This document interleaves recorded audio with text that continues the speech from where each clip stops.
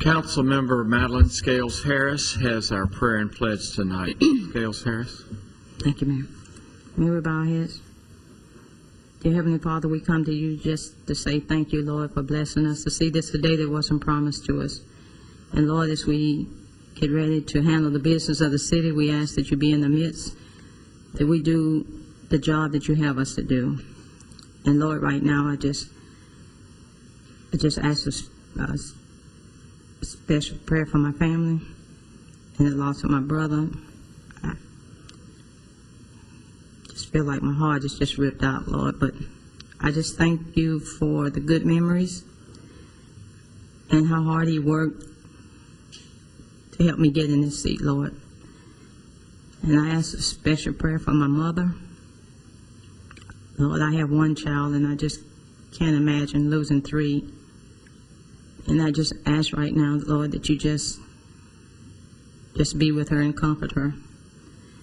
And I ask a moment of silence for my brother right now, Lord, and a special prayer for my mother.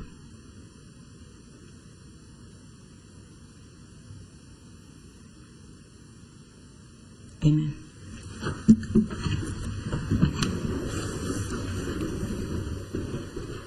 Pledge allegiance to the flag of the United States of America and to the republic for which it stands, one nation under God, indivisible, with liberty and justice for all. Good evening and welcome to the Murfreesboro City Council, March 10th, 2011, and certainly Ms. Scales Harris, our council members and our city employees and all our city expresses condolences to you on the loss of your family member, your brother Preston. Thank you, Mayor. And we appreciate your service and certainly appreciate that you are here with us tonight as you lead our city through your position, and we thank you for what your family has done for our community. Thank you. Thank you. Thank you. We have special guests with us always when we have other folks besides the city staff with us at night. So we certainly are happy you're here. And one of a very special person is a second grader from Siegel Elementary. And I believe Bobby Schneider is here. Bobby, would you stand up? And we are glad he is here working on a local government project. And I want you to turn over there to your mother, Terry, and tell her, thank you, Mom, for getting me here tonight so I could be on TV. Okay? All right. Okay, we're proud that Terry Schneider and son Bobby are here. Congratulations, and we look forward to perhaps maybe you want to run for mayor sometime when you reach the age of attainment. How about that? Also, many of you may be aware, but I'd love to hold this up. our city is having a birthday this year, and we want to make sure that everyone is aware of that. If you'll go to the city's website on murfreesborotn.gov, there's plenty of information about it. We're going to ask all of our civic groups and social groups, our local businesses and institutions at some point, to perhaps participate with us, whether it be at our Jazz Fest or our Harvest Days at Cannonsburg or at our Christmas parade or any of the events that we hope to have during the next year or two, that you'll help celebrate that birthday with Murfreesboro. And we're looking forward to that, and I think it'll be a lot of fun, and certainly will be a great way to celebrate the, as I say, the aspirations and the accomplishments of the generations that have come before us, and look forward to our future at the same time. So we're looking forward to those years ahead, but we also want to remember the years behind. So thanks very much, and we're looking forward to our bicentennial borough celebration. So if you will be thinking about that, our Parks and Rec, our Convention and Visitors Bureau, and our Heritage Center are going to be kind of leading the way on that, but we'll have plenty of room for others, and some type of activity, hopefully, during each month, starting at least in October and going for about 13 months. All right, council members, at this time, if you have had an opportunity to review quite an extensive consent agenda, are there any questions regarding our consent agenda as it's been presented?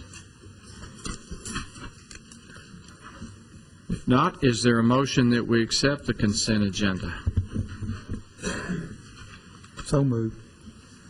Second. All right, Mr. Young, Mr. Gilly, thank you. If you'll call the roll, please, Ms. Wright. Mr. Gilly. Aye. Ms. Gels Harris. Aye. Mr. McFarland. Aye. Mr. Washington. Aye. Mr. Young. Aye. Mayor Bragg. Aye. You also have the minutes of the February 10th regular meeting before you and the February 17th regular meeting. Are there any additions, corrections, deletions to those minutes as they've been presented?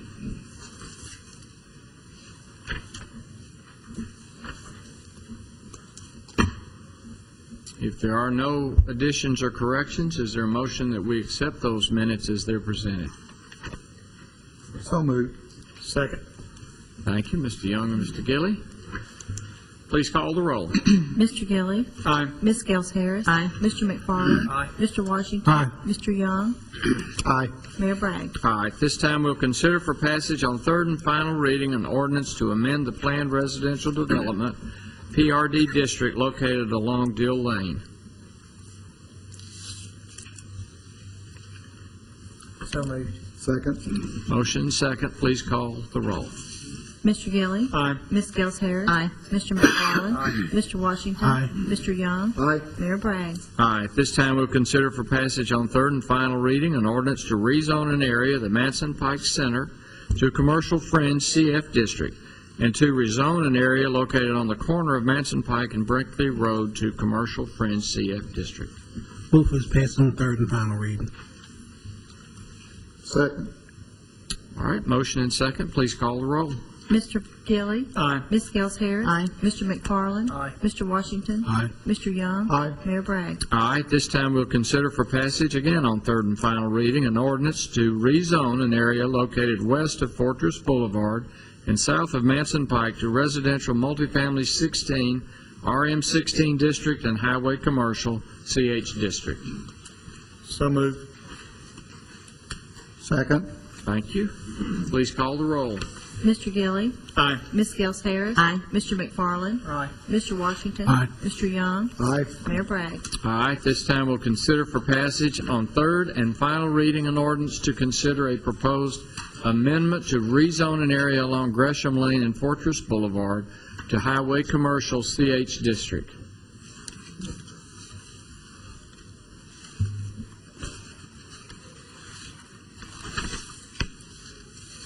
Move for passage on third reading.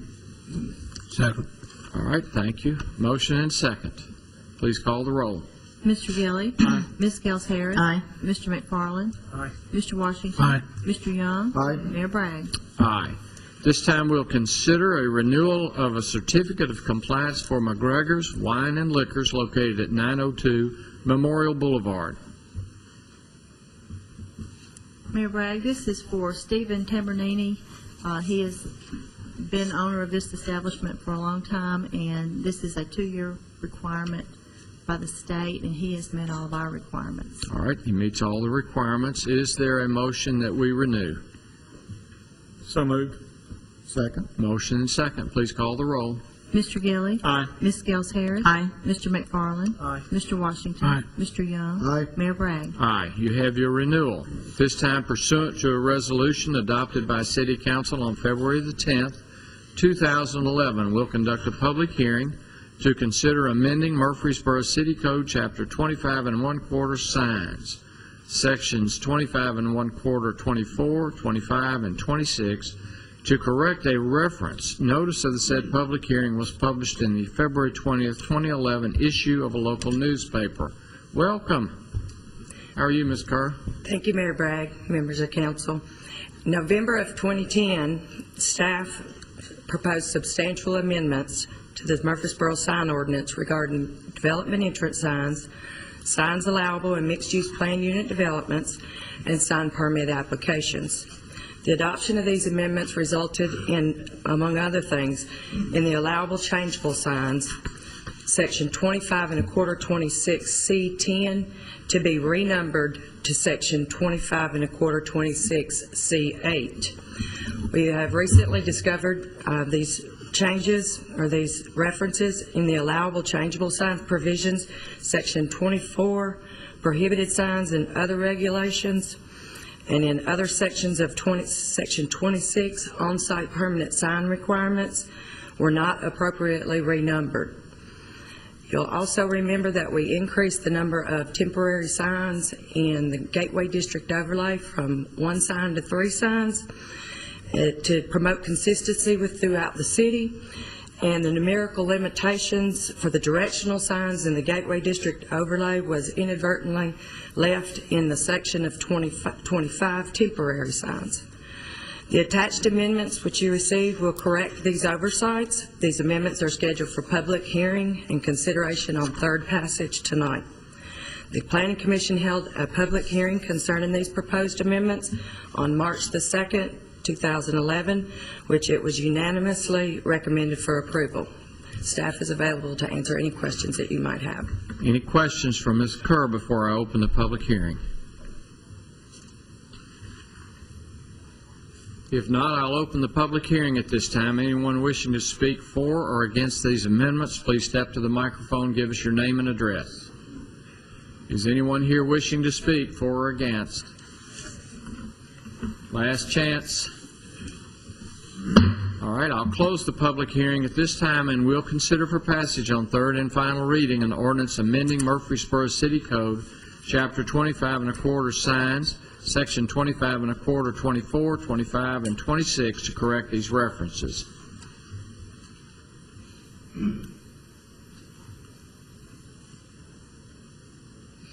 So moved. Second. Thank you. Please call the roll, Ms. Wright. Mr. Gilly. Aye. Ms. Gels Harris. Aye. Mr. McFarland. Aye. Mr. Washington. Aye. Mr. Young. Aye. Mayor Bragg. Aye. At this time, we'll consider recommendations of the Planning Commission to schedule a public hearing to consider rezoning approximately 6.37 acres from Planned Residential Development PRD District to Single-Family Residential 15 RS 15 District, and to amend the remaining Liberty Valley Village PRD approximately 37.37 acres to exclude this area.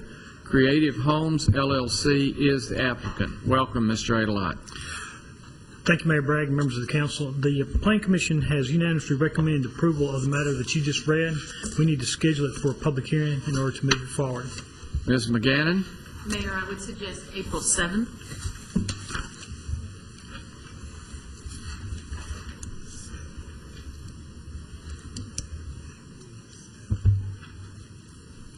All right, council members, it's April 7th.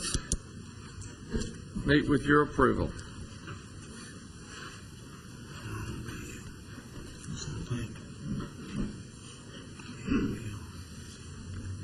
That date's fine with everyone, Mayor. I move we set the public hearing for that date. All right, there's a motion. Is there a second? Second. Motion and a second. Please call the roll. Mr. Gilly. Aye. Mrs. Gels Harris. Aye. Mr. McFarland. Aye. Mr. Washington. Aye. Mr. Young. Aye. Mayor Bragg. Aye. Thank you, Ms. Daylight. Ms. McCann. This time we'll consider recommendations of the city engineer as to the Manny Avenue improvements change order number 1, Middle Tennessee Boulevard appraisals and property acquisition. Mr. Griffith, welcome. Thank you, Mayor Bragg and members of the City Council. I do have for you two items tonight. The first is a change order for Manny Avenue improvements. The engineers decided to change to add 4-inch weep holes to the box culvert and trash rack that's being constructed as part of the project. This was initially the subsurface drainage was going to be collected with 6-inch perforated pipe. It's a relatively minor change order for an amount of $2,939 and will bring the new contract total to $4,156,072.32 and does not add any calendar days to the project. We recommend approval of this change order with funding from the recent TML loan. I'll be happy to answer any questions you may have. Any questions for Mr. Griffith regarding this change order? Move for approval. Second. All right, Mr. McFarland, Mr. Young, motion and second. Any questions on the motion? If not, please call the roll, Ms. Wright. Mr. Gilly. Aye. Ms. Gels Harris. Aye. Mr. McFarland. Aye. Mr. Washington. Aye. Mr. Young. Aye. Mayor Bragg. Aye. Second item tonight is the appraisals and property acquisition for the Middle Tennessee Boulevard project. Our consultant, Weiser Company, has determined the amount of right-of-way and/or easements required for the construction of the improvements to Middle Tennessee Boulevard from Main Street to Greenland to the intersection at Greenland Drive. This is located, of course, along the Middle Tennessee State University campus. The city is completing this project in cooperation with both MTSU and the federal government. It is the final section of the Middle Tennessee Boulevard improvements, which the city began reconstructing in the early 2000s from New Salem Highway to its conclusion at Greenland Drive. I've included a copy of the map detailing the limits of the improvements of this section. Staff recommends that 2 firms from the TDOT approved list be used to provide appraisal service, provide appraisal and review appraisals for this project. Both firms are proposals from both firms are attached for your review. Both firms are well qualified with extensive work previously in the city. Staff recommends that Mr. Norman Hall with Florence and Hutchinson be selected to provide the initial appraisal on all MTSU and state-owned properties. There's a total of 15 parcels which will have to be appraised in this phase, including the MTSU's President's House, with the total cost of those appraisals being $51,600. We note that the appraisal for the President's House is at $20,000. This track will actually serve as the background appraisal for the entire campus, which basically the appraisal will include appraising many of the structures of the properties that front on Middle Tennessee Boulevard, ranging from the President's House down to Murphy Center. Compiling this information and providing an appraisal that also evaluates damages to the facilities will be very intensive. Staff recommends that Mr. Dan Gill with Carroll Crofton Associates provide appraisal service for all residential properties on the project. There's a total of 19 parcels with a proposed fee of $51,750. We note that this project is partially federally funded and will therefore require that their guidelines be met. Consequently, we've included review appraisals for each of the properties affected. Staff recommends Mr. Warren Gepford of Carroll Crofton Associates provide independent review appraisals for all 34 parcels involved. Carroll Crofton Associates proposes to complete the review appraisals for a total of $30,400. After we've received the appraisals for the acquisitions required from the properties for the construction of the improvements to Middle Tennessee Boulevard, we propose to purchase the required property and easements from the owners as outlined in the package that I've provided to you. Essentially, we'll offer the owner a copy of the appraised value. If the property owner can substantiate anything that's incorrect with the appraisal, we'll then review it and determine if there's any corrections that need to be made. The property owner will be asked for a response within a month. If there's no changes and the property owner is not satisfied with the offer, we would then ask the legal department to file condemnation with the actual value of the taken being deposited into court. The total cost of the appraisals and review appraisals for both the residential and MTSU state-owned property is $133,750. We recommend approval to proceed with the appraisals and acquisitions in the manner that's been previously outlined. As I mentioned previously, this project is federally funded with an approximate 20% local match from both the city and MTSU. I'll be happy to answer any questions you may have. Questions from Mr. Griffith regarding these appraisals and property acquisition along Middle Tennessee Boulevard? I have a question after this to Mr. Griffin, but not concerning this. Please, Mayor. Any questions?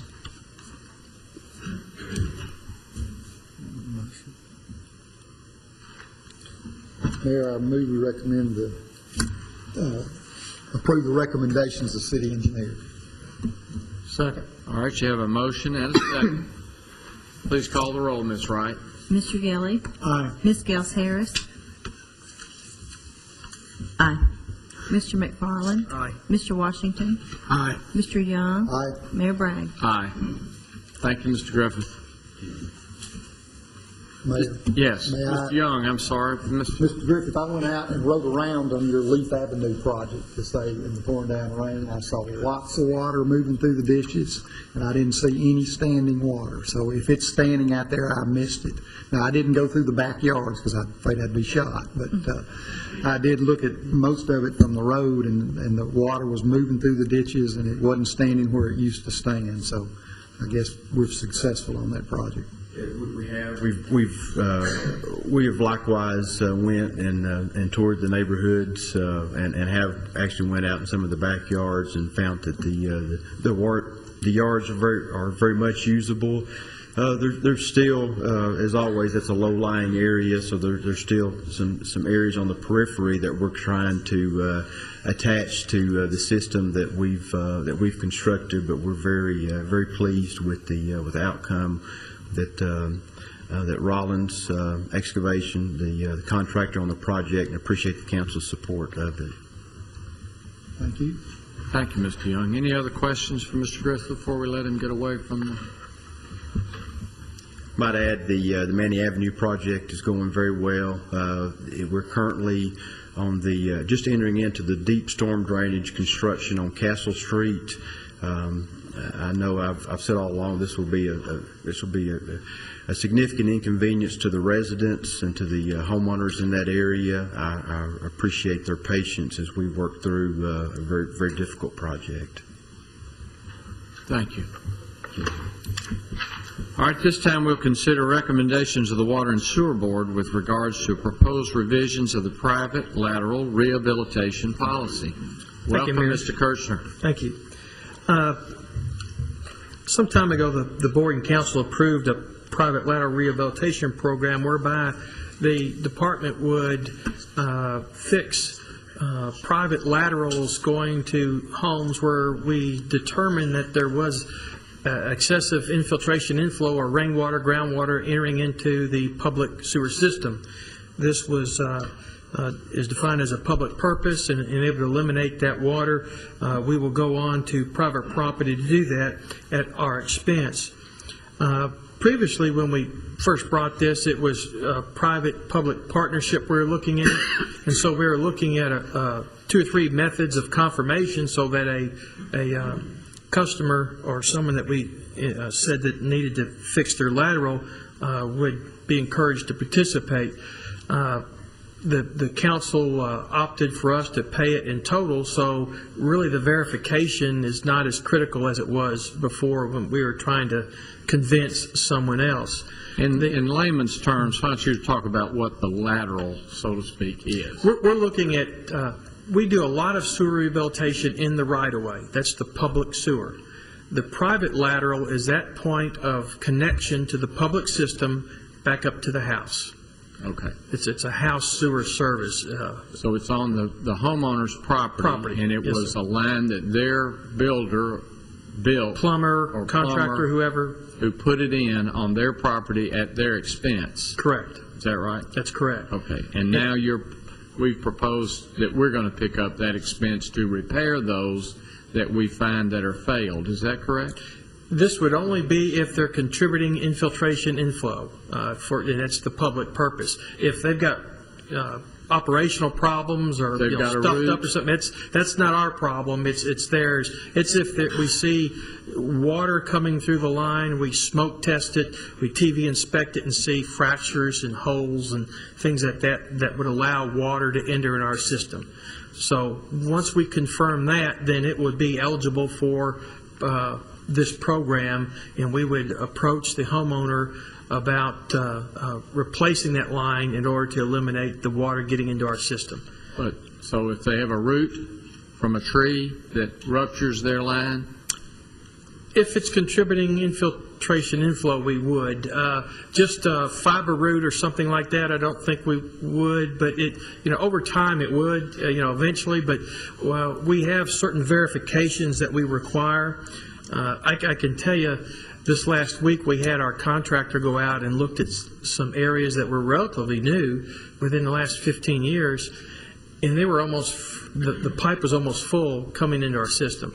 So there was a major break there, and it wasn't raining, it was groundwater getting into it. We've had all the rain and stuff. So there are systems out there that have defects that would cause or allow water to get in our system. The objective of this program is to eliminate that water that we don't have to carry through our public system, pump to our treatment plant, and treat through our rainwater through our wastewater system. so we're going to try to look at amending this policy because we're picking up some of it, and we don't need to be on the property, on private property so much, or we can use the verification by one method instead of several. Is that That's correct. We were looking at two methods before, but the single method that we think is satisfactory, the smoke testing, when it's dry, you put a smoke bomb in the sewer and you see where the smoke comes out of the ground. Of course, visual inspection when you put a TV camera in it, or where it's coming to a point where you can observe and you see a full pipe flowing like we did the other day. Those are confirmations that there are structural problems that allow water to get into the system, and that's what we want to eliminate. And so this amends this program to allow us to make that determination using those different methods. All right. All right. Any further information that we need, Mr. Kirchner, or you're open for questions then from the council if there's some questions regarding this change in policy?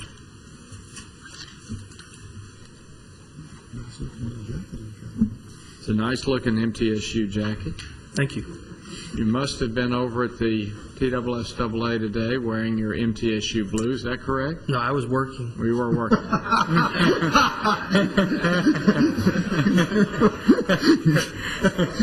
Well, the mayor was over there. My congratulations to the Riverdale Lady Warriors. They won in quite a big way against Knoxville West. So they'll all remember Murfreesboro and MTSU and Riverdale out of Knoxville West. Okay. If there are no questions, is there a motion that we adopt this revision for this policy? So moved. Second. All right, motion and second. Please call the roll. Mr. Gelli. Aye. Ms. Gels Harris. Aye. Mr. McFarland. Aye. Mr. Washington. Aye. Mr. Young. Aye. Mayor Bragg. Aye. At this time, we'll consider for adoption a resolution establishing payments in lieu of taxes for Murfreesboro Electric Department for the fiscal year ended June 30th, 2011. Mr. Lyons? Mayor, this is a resolution you see each and every year. This deals with the payment from Murfreesboro Electric to the city. The amount this year would be $2,706,121.62. This is one of our favorite resolutions to present to you. MED is among our largest taxpayers. I'd be happy to answer any questions. Any questions regarding this resolution? I think they should bring one of those big lottery checks, every year for us. Yeah, those 8 foot by 2 foot, 3 foot checks. Is that in the form of a motion? It is. I move it. Even without the big check. We want a big check. All right, Mr. Gilly makes a motion that we establish this payment in lieu of taxes. Is there a second? Second. All right, you have a motion and a second. Please call the roll. Mr. Gilly. Aye. Ms. Gels Harris. Aye. Mr. McFarland. Aye. Mr. Washington. Aye. Mr. Young. Aye. Mayor Bragg. All right, this time we'll consider recommendations of the Chief of Police with regards to acceptance of a bid from American Traffic Solutions for Automated Red Light Enforcement System 2010. You have a copy attached. Welcome, Chief Crispin. Mayor, members of council, good evening. Have a little information we want to share with you tonight in furtherance of that request for a contract approval. As indicated in the material that's been provided for you, members of the respective staffs of the tax, police, traffic, legal, and city court departments have evaluated the bid responses for an automated red light enforcement system that were received and opened on Friday, January the 7th, 2011. In addition to the vendors that received copies by mail, a legal notice was published in the Daily News Journal on Sunday, November the 21st. And before I get any further away from that, Mayor and Council, I want to take just a minute and recognize the very diligent work that those people who were parenthetically referenced there contributed to this project. Jim Crumley, particularly the ones that are here tonight, Jim Crumley, Melissa Wright, Aaron Tucker, Don Schubert is here, and Kelly Baker is here as well. In addition to those other folks that are there, they have done yeoman's work, not only evaluating these bid responses and preparing documents and working with the vendor on the final contracts that have been presented for you tonight. They've literally done all the heavy lifting on this, and I just want to recognize them and their contributions to this project publicly and thank them for all the hard work that they've done trying to get the best deal for not only this city and the mayor and council, but also all of our citizens. So thank you all for all of the work toward the project. We have recommended American Traffic Solutions, or ATS, as the vendor of choice for this automated red light traffic enforcement system for our city. And that conclusion is based on an extensive review of each of the responding vendors, comparing their history, financial stability, system components, and relative costs. ATF offered us a system which uses a reliable technology and is part of a national company which has a long history of providing automated red light enforcement systems nationally. ATS submitted a solid financial statement and strong letters of recommendation from its financial institution and customers. This contract clarifies a no-cost to city basis. If approved, ATS will be responsible for all costs associated with the equipment and installation during the contract period. The city, which based on option B that was included in your materials, will pay ATS 100% or $50 of up to the first 1,200 paid citations. And I make that distinction, up to the first 1,200 paid citations, and 50% or 25% of all paid citations above 1,200 for the expected 3 to 5 year term of this contract. The city is not responsible for any other costs to ATS. And I draw your attention to that particularly because that was one of the things that Mr. Crumley, Mrs. Baker, and others worked diligently to incorporate into the contract. I want to call your attention, if I can, to two other sections in the contract that I'm sure you're interested in and will be important as you make this decision. The Tennessee General Assembly, as we speak, is considering other proposed legislation regarding photo enforcement regulation for the state of Tennessee, and so there are a couple of things in here that I think you'll be interested in. Section D3 provides a termination option should fine revenue from the program be diverted away from the city in such a way that the city cannot fund the vendor's fee from the said fine revenue. Let me speak to that just for a minute. One of the bills that was introduced early in this section of the General Assembly intended that 95% of all revenue from these type systems would have to go towards another funding source and would not be able to be used for this type of repayment. So this contract has a clause in it that says should that eventuality occur, then we have a termination option. Section D3C provides for an immediate termination if the red light photo enforcement system is deemed illegal either by statute or court order or suspended for a period of time necessary to resolve a legal challenge or injunction. I don't foresee that happening. If anything, since we came to the council in 2008 for the initial approval of this technology, almost all of our large cities now, in fact, all of the cities except for Nashville are using this technology. Chattanooga and Memphis have both come on board, and there are a host of other mid-tier cities that are using this technology as well. As you are all very well aware, the council authorized this program, and it began operation in July of 2008, and since that time, we've seen decreases in reported crashes at intersections with photo enforcement, but more importantly, at all signalized intersections across the city. You all well remember that when we began this program, it was about safety. It wasn't about revenue.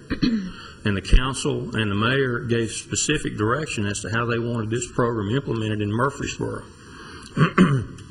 A little bit of data, if you will, and I'll try not to bore you with this, but I think these are important things to know. In 2009-10, the fiscal year which just ended, at photo enforcement intersections, there was a slight decrease in total crashes, a modest increase in rear-end crashes, but side-angle crashes showed the most change, decreasing from 63 to 55, or about 12.7%. If you remember when we first began this, Mr. Richardson, our traffic engineer, told us that really for you to see meaningful statistical analyses, you needed to look at blocks of data. And he suggested that 3 years or more really was a good determinant of the efficacy, if you will, of the systems. Now, we're about to come up on 3 years. But let me tell you, in 2009-10, at all signalized intersections, not just the ones where photo enforcement is, total crashes decreased by 13.19%. They went down from 1,849 to 1,594 from the year before. Now, ladies and gentlemen, that's not where the cameras are. That's at all signalized intersections. And I suggest to you that that represents behavioral change, which is what we were after to begin with.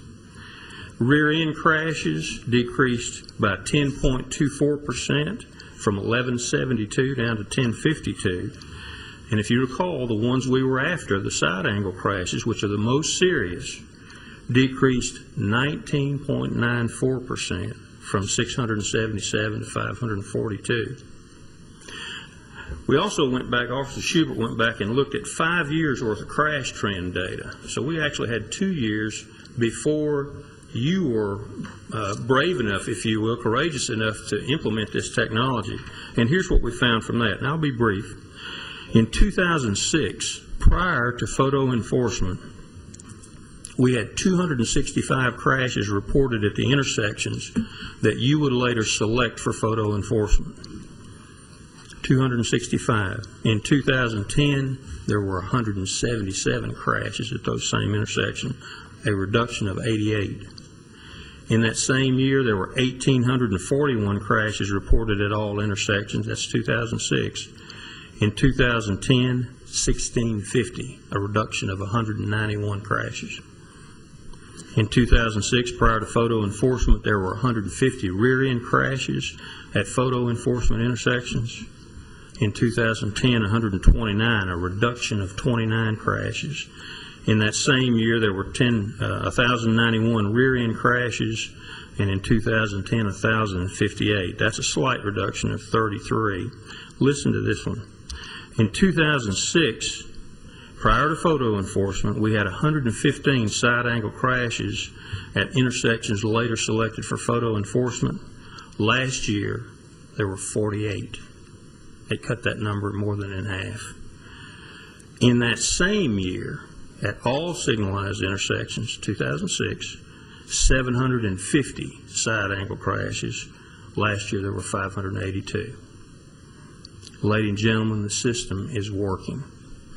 Since inception, Officer Don Schubert, who's sitting here with me, and he's been assisted by Officers Ramona Thomas and Shondell Clark, who have provided relief for him when he was in training or on vacation or had to be away. They have issued over 40,000 citations. The program is reducing crashes, it's reducing property damage, and most importantly, it's reducing personal injury. It's also freeing up police officers to concentrate on more serious duties. And it's working with the original guidelines that were established by the mayor and council, who said, this is how we want this program to work in Murfreesboro. We don't enforce right turns on red, which many have said are revenue generators. You told us from the beginning that you did not want to do that. We have not done that, and we continue not to do that, with two exceptions. And that's the two intersections where we have unprotected inner lanes that are right turns. And as many of you remember from earlier discussions, those are unprotected turns. And if they're not enforced, you literally could have a vehicle turning in front of another vehicle that has a right-of-way, which is begging for a crash to occur. And I'll tell you this, and many of you probably know this already, if not all of you, as the General Assembly begins deliberation of proposed legislation which is intended to standardize photo enforcement in Tennessee, many, including both of our senators and many of our representatives and others from across Tennessee, have identified Murfreesboro's design as one which is reasonable in its approach to enforcement and successful in its intended purpose. I will tell you that the major bill that's coming before the General Assembly this year will very much mimic almost the way Murfreesboro handles red light enforcement. And I think you should be very proud of that and proud of the wisdom and foresight that you lent this effort when it began back in 2008. Thank you for that. We appreciate it. Tonight, we are requesting your approval of American Traffic Solutions, or ATS, as the automated red light enforcement system provider for the system of Murfreesboro, and your approval to execute the attached contract with them. Kelly Baker is here tonight. Jim Crumley is here. They can answer any questions that you might have about the provisions of the contract, as well as Ms. McGannon. She's always a wealth of knowledge. And Officer Schubert is the one that's done the heavy lifting on the enforcement and the day-to-day operations. So between us, we would be more than glad to answer any questions you have. All right, any questions for Chief Crispin or Officer Schubert? Any others who've been mentioned as we consider this acceptance of a bid from American Traffic Solutions? Mayor, I have a question. Mr. Young. Sir, is it it says 3 to 5 year contract. Is it 3, is it 5, is it 3 with 2 extensions? I believe it's 3 with 2 one-year extensions. Ms. Baker, is that correct? She's nodding yes. Thank you. Other questions? The one figure that popped out to me is that there's not a monthly fee that we're required to pay, so the city is not obligated to pay anything for the enforcement, if I'm correct with that. It's included in the that paid distribution that was included in the language there. 100% of the first 1,200 citations, 50% of everything over that. And they will have to, this is a different company from the original vendor, and they will have to come in and redo some infrastructure, so they have some capital cost investment here right off the bat. Which this is it's a little different than how we're doing right now, because we do have a... Yes, sir. And Melissa, you may want to correct me if I'm wrong. The original contract, I think, called for $31,882 monthly plus $11 out of every citation, out of every $50 citation. issued Paid citations. citations. Correct. And this is just paid. Yes, sir. So if it's not paid, They don't get any money unless the money is collected. Which creates an additional incentive for some collection on their part. all right. Well, they also still, if it's not paid, this goes on their credit report. I know we've had several calls from people whose credit report has been I think it will, yes, sir. challenged because they don't pay it. Yeah, with the same protections that you put in place before, to make sure that it didn't get reported too quickly without adequate notice. Okay.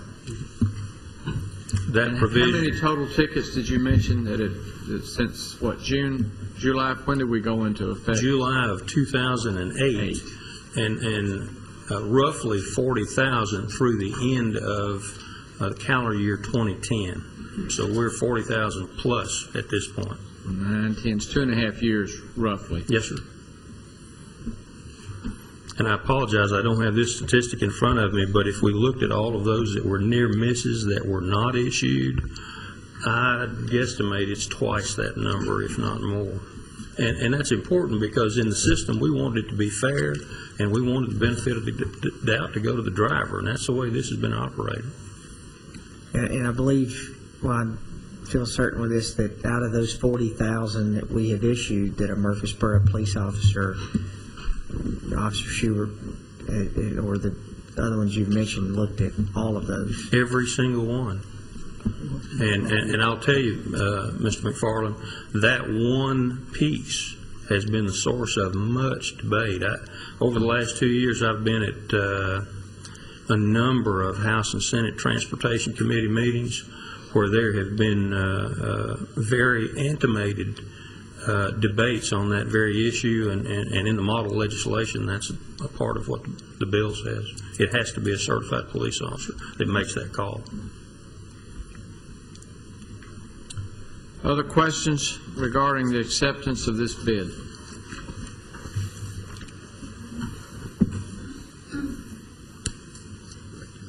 Certainly, we thank Officer Schubert. I'm sure he's probably gone home several nights and said, I need to find another job at the police department instead of looking at 40,000 people running red lights. It probably has a certain sameness to it, doesn't it?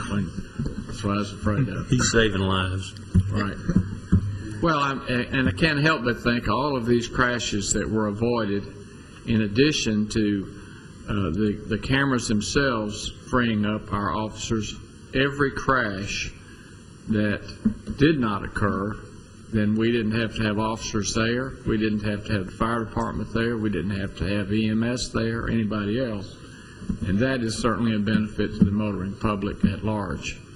Not only the safety and security of those who might have had an accident, but those who might have been involved in it had it happened or been held up at that intersection or wherever else that accident might have occurred. As well as the cost savings just from the property damage, if nothing else. Right.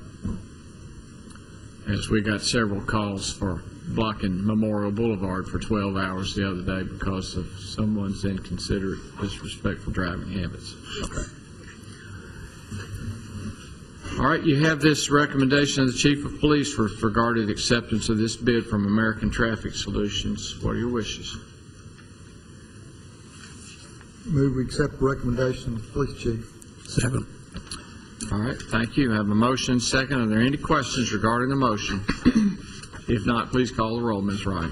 Mr. Gilly. Aye. Ms. Gels Harris. Aye. Mr. McFarland. Aye. Mr. Washington. Aye. Mr. Young. Aye. Mayor Bragg. Aye. Thank you, Chief, for being here. Officer and those involved, thank you all. This time we'll consider any beer permit applications. Ms. Wright? Mayor, we have 4 tonight. We have a new location of a general store at 2984 South Church Street. And then we have 3 convenience stores that are just being renamed. One at 2464 New Salem Highway, one at 4106 Franklin Road, and one at 3208 South Church Street. All right, all of these meet our requirements. Yes, Mayor, they do. All right, then is there a motion we accept these beer permits? So moved. Second. Motion and second to accept the beer permits. Please call the roll. Mr. Gilly. Aye. Ms. Gels Harris. Aye. Mr. McFarland. Aye. Mr. Washington. Aye. Mr. Young. Aye. Mayor Bragg. Aye. This time you have a revised list of the statements to be considered before you. Any questions regarding those statements to be paid? Now would be a good time to bring those forward. If there are no questions, is there a motion that we pay the bills? So moved. Second. All right. You have a motion and second to pay the bills. Please call the roll. Mr. Gilly. Aye. Ms. Gels Harris. Aye. Mr. McFarland. Aye. Mr. Washington. Aye. Mr. Young. Aye. Mayor Bragg. Aye. As to board and commission appointments, I recommend Bart Ring to the Board of Gas Examiners to replace the unexpired term of Buddy Briley, who served for a number of years but has gone out of business. Mr. Ring owns Ring Plumbing, and I make that recommendation to you. Move we accept the mayor's recommendation. Second. All right, a motion and second on this appointment. Please call the roll. Mr. Gilly. Aye. Ms. Gels Harris. Aye. Mr. McFarland. Aye. Mr. Washington. Aye. Mr. Young. Aye. Mayor Bragg. Aye. At this time, is any other business from staff or the council to come before the council? Mayor, I wanted to make, Mr. McFarland? Mr. Lyons and I were on the call-in show at WGNS on Tuesday, and got lots of phone calls, but I wanted to just make a comment that we were taking notes, and by the time that mid-afternoon rolled around on Wednesday, we had already received comments from Chris Griffith, from Rick Templeton, from Joey Smith, from Dana Richardson, and I'm maybe missing more that we had, but I was just really impressed on how responsive the city staff was to the comments of the community and things that needed to be taken care of, and just wanted to say a fantastic job to everyone on that. Thank you. All right, thank you, Mr. McFarland. Any other business to come before the council? If not, you're adjourned.